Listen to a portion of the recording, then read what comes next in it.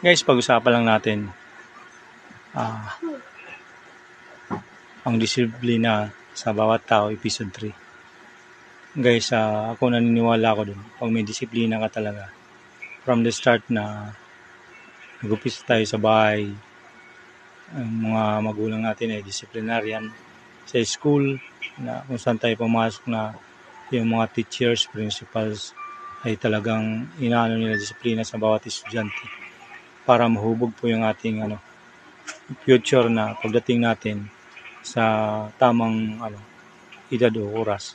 Tulad ni example na lang natin guys, yung mga year, halos ang ating mga offices, private man yan o public, napupuno ng mga leaders ng years kasi yung natutunan nila ng years sila lang mga years sa police, sa sundalo, kung saan po silang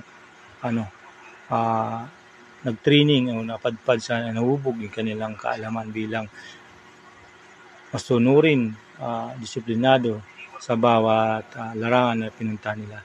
Ay yun ang requirements na hiningi ng mga bawat company at hinahid nila kasi alam nila kung paano mag-handle o mag-lead o mag-leader at disiplina sa bawat tao na i-handle nila.